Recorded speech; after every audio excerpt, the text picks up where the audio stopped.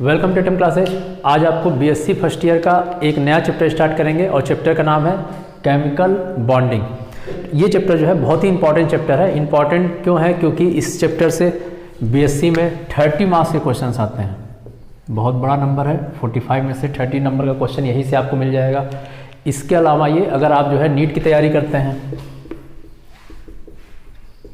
या फिर JEE mains की तैयारी करते हैं या फिर जैम की तैयारी करते हैं, किसी चीज़ की भी अगर तैयारी आप करते हैं तो इन सबों में भी इस चैप्टर से कम 2 क्वेश्चन तो आएगा ही आएगा।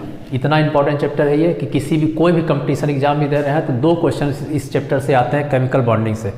इसके अलावा ये चैप्टर आपको कहाँ इंपॉर्टेंट है? तो इसके अलावा ये ऑर्गेनिक केमिस्ट्री में भी जो है इस चैप्टर का बहुत ज़्यादा यूजेज है। जैसे हाइब्रिडेशन पढ़ाया जाएगा आपको इस चैप्टर में, तो हाइब्रिडेशन का यूज कहाँ मिलेगा आपको? ऑर्गेनिक केमिस्ट्री में मिलेगा। sp hybridisation, sp2 hybridisation, sp3 hybridisation, फिर उसकी जियोमेट्री क्या होती है, ये सारी चीज़ जानकारी आपको इसी चैप्टर में मिलेगा कि किसी भी कंपाउंड की जियोमेट्री क्या होती है, उसका डायरेक्शन क्या होता है, स्पेशियल अरेंजमेंट कैसा होता है, ये सारी चीज़ें मिलेंगी आपको।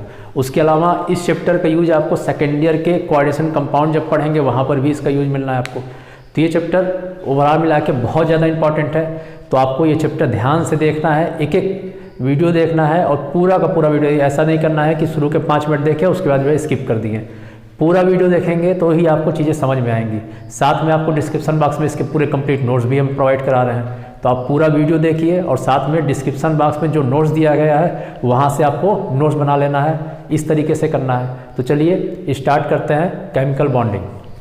तो केमिकल बॉन्डिंग जो होता है ये होता क्या है कि कोई भी मॉलिक्यूल है तो किसी भी मॉलिक्यूल में मॉलिक्यूल होता क्या है, जो एक से अधिक एटम से मिलकर बनता है उसे बोलते हैं मॉलिक्यूल। जैसे कि H2 एक मॉलिक्यूल है, Cl2 एक मॉलिक्यूल है, HCl भी एक मॉलिक्यूल है, HF एक मॉलिक्यूल है, H2SO4 ये सब क्या है? मॉलिक्यूल है।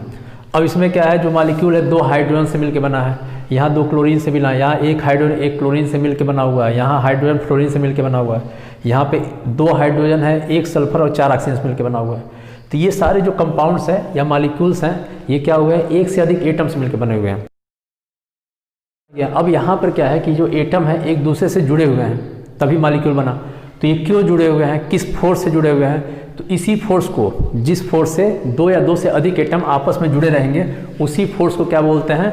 केमिकल बॉन्डिंग कहते हैं। फिर से बताते हैं केमिकल बॉन्डिंग क्या होता है। केमिकल बॉन्डिंग होता है कि कोई भी अगर 2 एटम लेते हैं, मान लीजिए एक एटम ए हो गया, दूसरा एटम बी हो गया, ठीक है, इससे मिलकर ए बी एक कंपाउंड बन रहा है। तो कंपाउंड क्यों बन रहा है? क्योंकि इन दोनों के बीच क्या है? एक टाइप का अट्रैक्टिव फोर्स है। तो जो अट्रैक्टिव फोर्स इन दोनों के बीच लगेगा उसी अट्रैक्टिव फोर्स को क्या बोल देंगे? केमिकल बॉन्डिंग बोल देंगे। तो केमिकल बॉन्डिंग सिंपल क्या होता है? 2 या 2 से अधिक एटम्स के बीच लगने वाला फोर्स या फिर अट्रैक्टिव फोर्स केमिकल बॉन्डिंग कहलाता है। अब जो केमिकल बॉन्डिंग होता है वो 2 टाइप्स के होते हैं। 2 टाइप के किस बेसिस पे होते हैं? कि जो केमिकल बॉन्डिंग होता है हो सकता है कि एटम्स के बीच लगे, उसके अलावा जो केमिकल बॉन्डिंग है वो 2 मॉलिक्यूल के बीच भी लग सकते हैं। जैसे कि 2 मॉलिक्यूल लेते हैं, H2 हो गया, दूसरा भी H2 हो गया, तो इन दोनों के बीच भी क्या होता है? एक टाइप का अट्रैक्टिव फोर्स लगता है, ठीक है। तो जो केमिकल बॉन्डिंग होता है एक तो एटम के बीच लग रहा है, एक इस टाइप का होता है, और दूसरे टाइप का कौन सा होता है? 2 मॉलिक्यूल्स के बीच लग रहा है। तो केमिकल बॉन्डिंग के अब हमें देखना है इसके टाइप्स क्या हैं। तो यहाँ पे लिखते हैं टाइप्स ऑफ केमिकल बॉन्डिंग। तो टाइप्स ऑफ केमिकल बॉन्डिंग में वही 2 तरह का लिखना है। पहला कौन सा? कि जो अट्रैक्टिव फोर्स है वो किसके बीच है?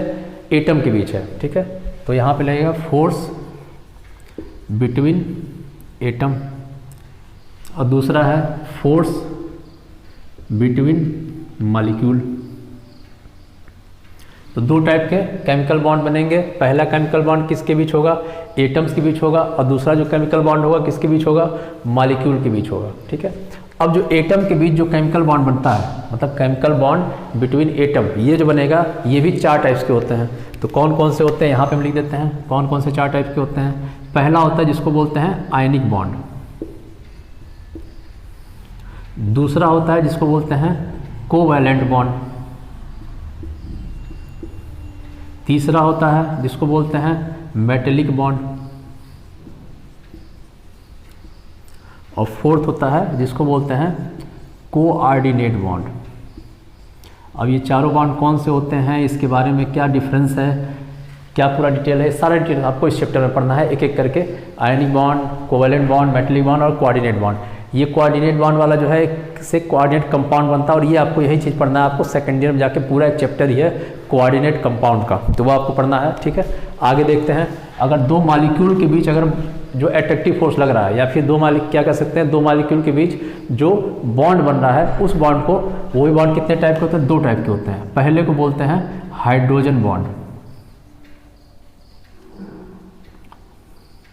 और दूसरा होता है जिसको बोलते हैं वांडर वाल बॉन्ड। वांडर वाल बॉन्ड बोल सकते हैं, या फिर वांडर वाल, इसको फोर्स बोल सकते हैं। तो टोटल मिला के अगर दो एटम के बीच अगर कोई बॉन्ड बन रहा है तो बॉन्ड कितने टाइप का होगा, चार टाइप्स का होता है। Ionic bond, covalent bond, coordinate bond और मेटेलिक बॉन्ड।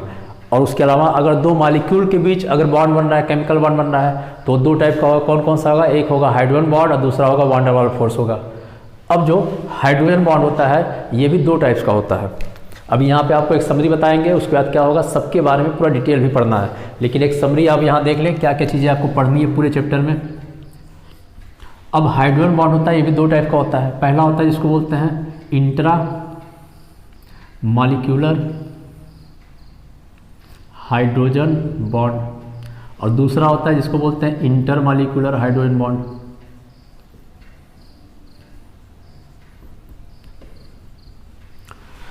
उसके अलावा जो वांडर वाल फोर्स होता है, ये भी तीन टाइप के होते हैं। ठीक है, अब तीन टाइप के कौन कौन से होते हैं, पहला होता है जिसको बोलते हैं डिस्पर्जन फोर्स, पहला डिस्पर्जन फोर्स है। दूसरा फोर्स है डाइपोल इंड्यूज डाइपोल इंटरेक्शन, यहाँ पे इंटरेक्शन वर्ड लिखा जाएगा। और तीसरा है जिसको बोलते हैं डाइपोल इंटरेक्शन। तो टोटल मॉलिक्यूल के बीच ये दो टाइप का फोर्स लगता है। एक बार फिर से समरी बताते हैं कि जो केमिकल बॉन्ड क्या होता है, केमिकल बॉन्ड होता है कि दो एटम्स के बीच लगने वाले फोर्स, जो अट्रैक्टिव फोर्स है, उसी को बोलते हैं केमिकल बॉन्ड होता है। ठीक है, अब जो केमिकल बॉन्ड है वो दो टाइप का होता है, और किस बेसिस पे होता है कि वो एटम्स के बीच लग रहा है या मॉलिक्यूल के बीच लग रहा है। अगर दो एटम के बीच अगर फोर्स लग रहा है, ठीक है, चार टाइप्स के होते हैं। कौन कौन से होते हैं, पहला होता है आयनिक बॉन्ड, दूसरा होता है कोवेलेंट बॉन्ड, तीसरा होता है मेटेलिक बॉन्ड, और अगला होता है कोऑर्डिनेट बॉन्ड। ठीक है, ये क्या होता है, दो एटम्स के बीच लग रहा है। उसके अलावा अगर दो अलग अलग मॉलिक्यूल के बीच अगर लगता है तो वो कितने टाइप का होता है, वो दो टाइप का होता है। कौन सा होता है, एक हाइड्रोजन बॉन्ड होता है और दूसरा वांडर वाल बॉन्ड होता है, या वांडर वाल फोर्स भी कह सकते हैं इसको। हाइड्रोजन बॉन्ड होगा वो दो टाइप का होगा, इंटर मॉलिक्यूलर हाइड्रोजन बॉन्ड, और कौन सा होगा, इंट्रा मॉलिक्यूलर। एक है इंटर मॉलिक्यूलर, दूसरा इंट्रा मॉलिक्यूलर हाइड्रोजन बॉन्ड। क्या होता है इसके बारे में, सबके बारे में आपको डिटेल पढ़ना है इस चैप्टर में। इन पूरे में से आपको ये चारों के बारे में पढ़ना है, और इधर से केवल इसके बारे में पढ़ना है। इसके बारे में अभी नहीं पढ़ना है, इसके बारे में आगे के चैप्टर्स में पढ़ना है। तो आगे चैप्टर में से इसके बारे में पढ़ाएंगे, लेकिन यहाँ पर क्या करना है, इन सभी के बारे में पढ़ाना है। ठीक है, तो ये टोटल है। अब आपको स्टार्ट करते हैं इसमें से आयनिक बॉन्ड क्या होता है इसके बारे में बताना। तो केमिकल बॉन्डिंग को समझने के लिए उसके पहले एक रूल हमें पढ़ना है, और रूल है octet rule.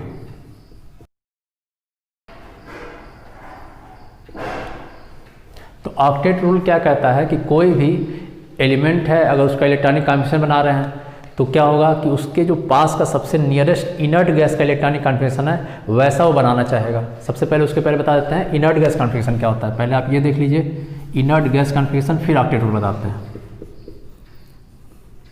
Inert gas configuration, तो इनर्ट गैस कॉन्फिगरेशन क्या होता है, किसी भी एलिमेंट का जब इलेक्ट्रॉनिक कॉन्फिगरेशन बनाते हैं तो उसका जो लास्ट सेल होता है, अगर लास्ट सेल में कितने इलेक्ट्रॉन होते हैं, 8 इलेक्ट्रॉन अगर आ जाते हैं तो ऐसे ही सेल को क्या बोलते हैं, ऐसे ही कॉन्फिगरेशन को क्या बोलते हैं, इनर्ट गैस कॉन्फिगरेशन। ठीक है, फिर से बताते हैं इनर्ट गैस कॉन्फिगरेशन क्या होता है, किसी भी एलिमेंट का अगर इलेक्ट्रॉनिक कॉन्फिगरेशन बनाते हैं और उसके लास्ट सेल में 8 इलेक्ट्रॉन अगर आते हैं तो ऐसे ही इलेक्ट्रॉनिक कॉन्फिगरेशन को क्या बोलते हैं, इनर्ट गैस कॉन्फिगरेशन। और ये होता किसका है, तो जो इनर्ट गैस होते हैं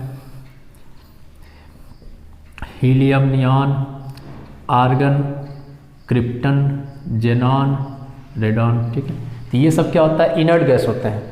तो इन्हीं का जो इलेक्ट्रॉनिक कॉन्फ़िगरेशन होता है, इन सभी में क्या होता है, जो लास्ट इलेक्ट्रॉन है उसमें कितने होते हैं, 8 इलेक्ट्रॉन होते हैं, हीलियम को छोड़कर। हीलियम का 2 ही होता है, लेकिन बाकी सब में अंतिम में क्या होता है, लास्ट इलेक्ट्रॉन में 8 होता है। इसमें भी 8 होगा, सभी में लास्ट इलेक्ट्रॉन कितने होंगे, 8 ही होंगे।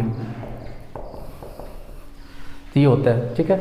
तो इसी ऐसे ही कॉन्फ़िगरेशन को बोलते हैं इनर्ट गैस कॉन्फ़िगरेशन, ठीक है। तो ऑक्टेट रूल क्या कहता है कि कोई भी एलिमेंट है वो क्या करना चाहता है, अपना इनर्ट गैस कॉन्फ़िगरेशन ऐसा बनाना चाहता है, और उसको बनाने के लिए वो क्या कर सकता है, इलेक्ट्रॉन की या तो शेयरिंग करता है, या तो इलेक्ट्रॉन को डोनेट करता है, या तो इलेक्ट्रॉन को एक्सेप्ट करता है। जैसे कि एग्जांपल बताते हैं, सोडियम है, तो सोडियम का 11 होता है, इसका इलेक्ट्रॉनिक कॉन्फ़िगरेशन क्या होगा, 2, 8 और 1 होगा, ठीक है।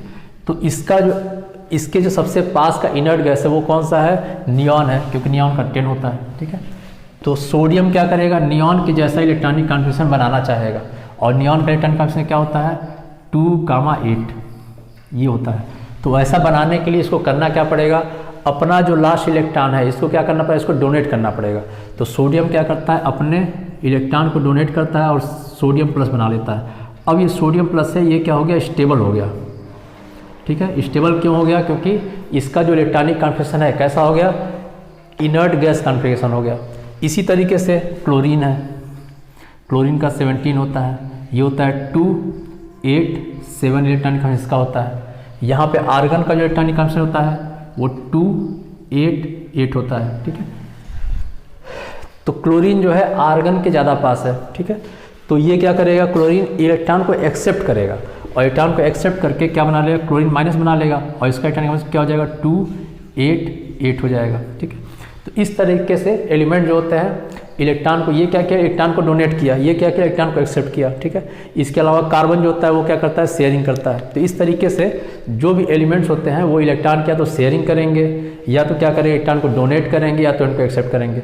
और ये सब क्यों करेंगे, क्योंकि उन्हें क्या करना है, इनर्ट गैस कॉन्फ़िगरेशन बनाना है, ठीक है। क्योंकि इनर्ट गैस कॉन्फ़िगरेशन होता है, क्या होता है, ज़्यादा स्टेबल होता है, और यही बनाने के कारण, ठीक है, यही इलेक्ट्रॉन को एक्सेप्ट करना या डोनेट करना या फिर क्या शेयरिंग करना, इन्हीं सब के कारण क्या होता है, जो 2 या 2 से अधिक एलिमेंट के बीच क्या बनता है, एक अट्रैक्टिव फोर्स बन जाता है, और वही अट्रैक्टिव फोर्स क्या कहलाता है कि केमिकल बॉन्डिंग कहलाता है। तो टोटल ये होता है केमिकल बॉन्डिंग के बारे में। नेक्स्ट लेक्चर में आपको क्या बताएंगे, एक एक केमिकल बॉन्डिंग के बारे में डिटेल पढ़ाएंगे। जैसे कि पहला क्या था, आयनिक बॉन्ड था, बहुत important ionic bond. Ionic bond क्या होता है, कौन कौन से कंडीशन में, कौन कौन से नेसेसरी कंडीशन है जिसमें जो है आयनिक बॉन्ड ज़्यादा फेवरेबल कंडीशन में होते हैं, फिर उसमें बताना है फजान रूल बताना, ये सब बहुत ही इंपॉर्टेंट है और आपको आगे भी काम आएगा, किसी भी कंपटीशन एग्जाम में इस पर क्वेश्चंस आते हैं। तो आज के लिए सिर्फ इतना ही, नेक्स्ट लेक्चर में आपको इसके आगे चीज़ें पढ़ाई जाएंगी।